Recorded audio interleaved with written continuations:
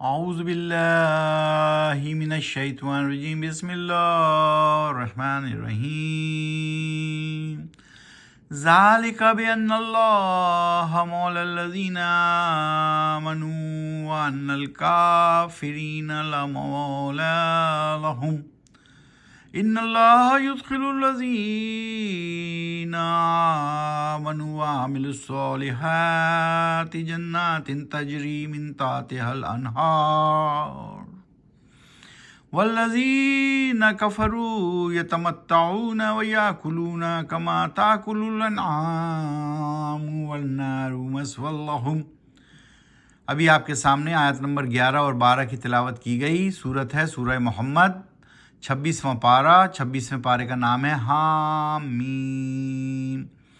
سورت نمبر 47 سورہ محمد۔ آج ہم کریں گے 11 سے لے کر 15 تک کی تلاوت اور اس کا ترجمہ بھی پڑھیں گے۔ آئیے 11 اور 12 کا ترجمہ پڑھتے ہیں۔ یہی وجہ ہے کہ یقیناً اللہ مولا ہے، دوست ہے، سرپرست ہے، مددگار ہے ان لوگوں کا جو ایمان لائے اور یقیناً کفر اور انکار کیا جنہوں نے مولا کا، یعنی جن لوگوں نے انکار کیا، انہوں نے کفر کیا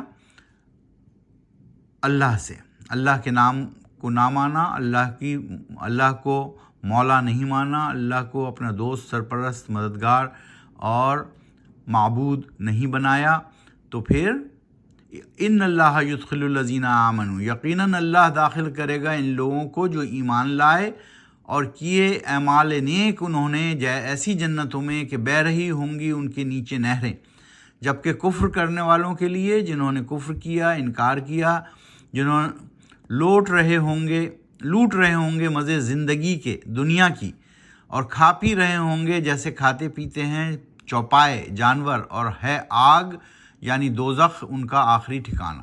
تو اللہ سبحانہ تعالیٰ نے دونوں آیتوں کو ملا کر ہم نے اسی لیے پڑھا کہ اللہ سبحانہ تعالیٰ بتا رہے ہیں کہ اللہ کن کا دوست ہے اور کن کا دوست نہیں۔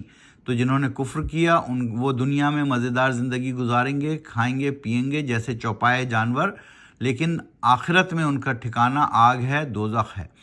جبکہ وہ لوگ جو ایمان لائیں گے اللہ پر، ان کے لیے جنتیں ہیں جن کے نیچے بہہ رہی ہوں گی نہریں، جنات تجری من تحتها الانہار۔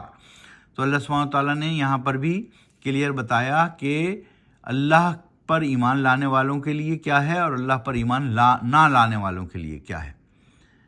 وَكَأَيٍّ مِّن قَرْيَةٍ هِيَ أَشَدُّ قُوَّةً مِّن قَرْيَتِكَ الَّتِي أَخْرَجْتَكَ أَهْلَكْنَاهُمْ فَلَا نَاصِرَ لَهُمْ۔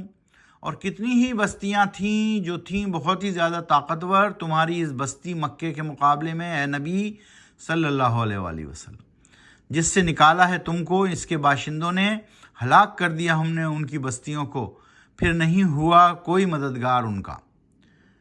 تو جب مکے سے مدینہ ہجرت کی تو اللہ سبحانہ تعالیٰ یہاں پر پھر ہمت بڑھا رہے ہیں اپنے پیارے نبی صلی اللہ علیہ وسلم کی کہ ہم نے ایسی کتنی ہی بستیاں جو اس سے بھی زیادہ طاقتور تھیں، جو مکے سے بھی زیادہ طاقتور تھیں، ان کو ہم نے تباہ و برباد کر دیا۔ افمن کان علی بینۃ من ربہ کمن زین لہ سوء عملہ فاتبعوا اہواءہم۔ کیا پھر وہ شخص جو ہو واضح دلیل پر اپنے رب کی، کیا ہو سکتا ہے اس شخص کی طرح کہ خوشنما ہوں اس کے لیے اس کے برے اعمال اور اتباع و پیروی کرتا ہو وہ اپنے خواہشات کی اور نفس کی؟ تو کیا وہ شخص کیسے برابر ہو سکتا ہے اس شخص کے جو کہ اس کے اعمال برے ہوں اور وہ اپنے نفس کی خواہشات کی پیروی کرتا ہو؟ مثل الجنۃ التی وعد المتقون فیہا انہار من ماء غیر آسن وانہار من لبن لم یتغیر طعمہ وانہار من خمر لذۃ للشاربین وانہار من عسل مصفح وَلَهُمْ فِيهَا مِنْ كُلِّ الثَّمَرَاتِ وَمَغْفِرَةٌ مِّنْ رَبِّهِمْ كَمَنْ هُوَ خَالِدٌ فِي النَّارِ وَسُقُوا مان حمیما فقطع ماہم، مثال ہے اس جنت کی جس کا وعدہ کیا گیا ہے اللہ نے متقیوں سے، جو احساس رکھتے ہیں رضا پانے کے لیے اللہ کی ہر وقت۔ اس میں نہریں ہوں گی صاف ستھرے پانی کی، اور نہریں ہوں گی دودھ کی کہ فرق نہیں فرق آیا ہوگا اس کے ذائقے میں، اور نہریں ہوں گی شراب کی جو ہوں گی لذیذ پینے میں، اور نہریں شہد کی کہ صاف اور شفاف، اور ان کے لیے ہوں گے اس میں ہر قسم کے پھل، اور ہوگی مغفرت یعنی بخشش، انعام ان کے رب کی طرف سے۔